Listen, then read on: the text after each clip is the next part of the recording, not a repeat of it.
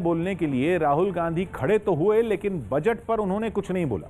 करीब 20 मिनट तक राहुल केवल कृषि सुधार कानूनों पर बोलते रहे, जिस पर लोकसभा में खूब हंगामा हुआ। लेकिन राहुल गांधी पर इसका कोई असर नहीं हुआ। सर मैं आ रहा हूं बजट पे। मैं सर 5 मिनट में बजट पे आ रहा हूं। मैं फाउंडेशन लगा रहा हूं अभी। फाउंडेशन।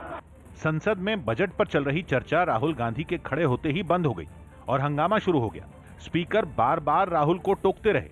आप बजट पर चर्चा कर लें। बजट पे कर रहा हूं सर, बजट पे आ रहा हूं। लेकिन राहुल पर कोई असर नहीं हुआ।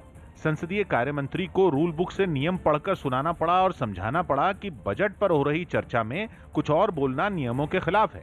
like to remind him that he should restrict his speech to the budget. मंत्री बार बार उन्हें टोकते रहे। जब बजट पे चर्चा है सर, बजट पे चर्चा है, राष्ट्रपति अभी भाषण पे आपने चर्चा समाप्त कर दी। लेकिन राहुल पर फर्क नहीं पड़ा। पूरा भाषण वो ऐसे सुनाते रहे जैसे किसी जनसभा में भाषण दे रहे हों। आप आसन को पहले कानून का इंटेंट बताता हूं। आप आसन को संबोधित करें। पहले कानून का इंटेंट। माननीय सदस्य आप आसन कि हमारे दो मित्रों में से यहाँ तक कि गुस्से से लाल राहुल अपनी दादी के दिए नारे का ही मजाक उड़ाने लगे। हम दो हमारे दो।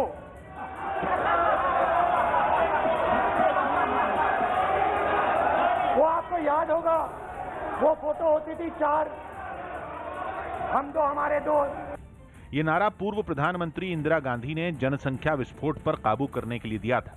खुद राहुल के चाचा संजय गांधी ने उस वक्त इस अभियान को कामयाब बनाने में खूब दम लगाया था।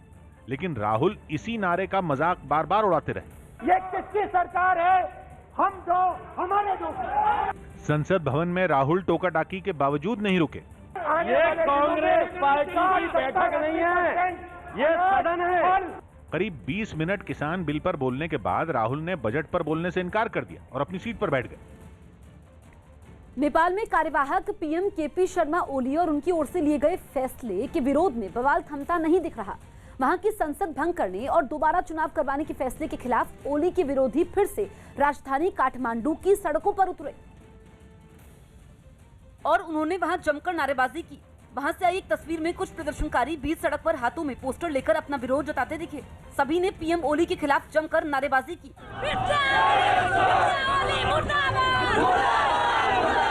पीएम ओली के फैसलों से खफा चढ़ रहे लोगों का गुस्सा राजकुमारी झाकरी नाम की एक नेता की गिरफ्तारी ने और बढ़ा दिया।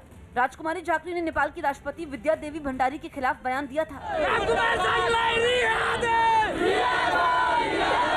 हंगामे की आशंका को देखते हुए पूरी राजधानी में चप्पे चप्पे पर पुलिस की तैनाती कर दी गई थी। एक जगह पर तो कुछ लोग पुलिस के रोके जाने पर भड़क गए और वो उससे धक्का मुक्की करने लगे।